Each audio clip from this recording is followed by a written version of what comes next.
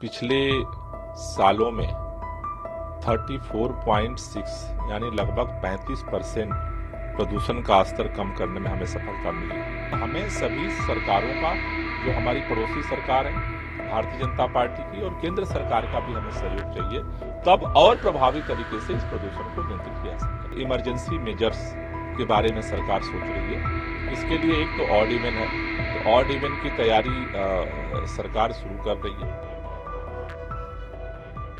दिल्ली सरकार में पर्यावरण मंत्री गोपाल राय ने कहा कि दिल्ली में प्रदूषण से निपटने के लिए न सिर्फ केंद्र सरकार बल्कि पड़ोसी राज्यों का सहयोग भी जरूरी है। हम लोग दिल्ली में प्रदूषण कम कर रहे हैं, लेकिन बाहर से भी यहाँ काफी ज्यादा प्रदूषण आ रहा है। उन्होंने ये भी कहा कि दिवाली के दौरान अगर प्रदूषण में इजाफा हुआ तो ऑड इवन और कृत्रिम वर्षा जैसे उपायों पर भी विचार किया जा सकता है।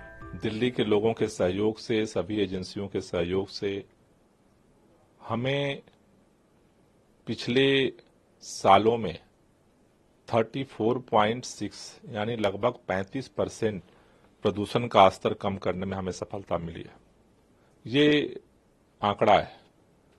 तो ये क्या संकेत देता है कि दिल्ली सरकार के प्रयासों का असर प्रदूषण को कम करने में पूरे साल में दिख रहा है।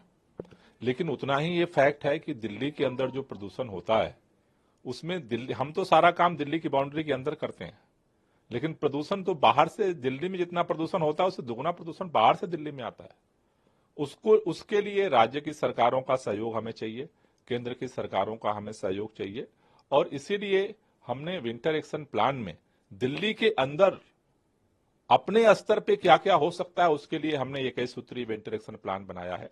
लेकिन हमें सभी सरकारों का, जो हमारी पड़ोसी सरकार है भारतीय जनता पार्टी की, और केंद्र सरकार का भी हमें सहयोग चाहिए, तब और प्रभावी तरीके से इस प्रदूषण को नियंत्रित किया जा सकता है। देखिए, जैसा मैंने कहा कि पूरे साल में प्रदूषण का स्तर कम हो रहा है, लेकिन जब मौसम हमारा प्रतिकूल होता है, प्रतिकूल होने का क्या मतलब है? 3 कारक। एक, टेम्परेचर डाउन हो जाता है, दूसरा बारिश बंद हो जाती है, और तीसरा हवा रुक जाती है। ये 3 जब परिस्थितियां एक साथ मिलती हैं तो जो भी प्रदूषण के कारण है, गैस हैं, वो आसमान में बाहर नहीं फैलते, वो सारे नीचे आ जाते हैं, और इसलिए प्रदूषण का स्तर बढ़ता है, जिसका असर ज्यादा पड़ता है। ऐसी स्थितियों के लिए इमरजेंसी मेजर्स के बारे में सरकार सोच रही है। इसके लिए एक तो ऑड इवन है, तो ऑड इवन की तैयारी सरकार शुरू कर रही है, और जो भी परिस्थितियां बनेगी उसके अनुसार उसमें निर्णय लिया जाएगा। दूसरा, कृत्रिम वर्षा। आईआईटी कानपुर ने कृत्रिम वर्षा कराने के जो प्रयोग किए हैं, पिछली बार हमने उस पर चर्चा की थी, लेकिन उसमें सेंट्रल गवर्नमेंट के भी कई सारे परमिशन चाहिए। तो हमने पर्यावरण मंत्री जी को पत्र लिखा है कि एक जल्दी मीटिंग बुला लें, जिससे कि जो परमिशन वाली प्रक्रिया है उसको पहले पूरा कर लिया जाए, क्योंकि जो सीवियर प्लस जो गंभीर स्थिति बनती है, वो जो अभी संभावना दिख रही है कि दिवाली के बाद लगभग 15 दिन तक वो स्थिति बन सकती है। इसलिए उसको टारगेट करके हम उस तैयारी की तरफ सोच रहे हैं, और मैं जल्दी ही पर्यावरण मंत्री जी से और दोबारा बात करने की कोशिश करूंगा, क्योंकि जल्दी मीटिंग होना जरूरी इसलिए है कि जिससे कि परमिशन की प्रक्रिया भी हम पूरी कर लें।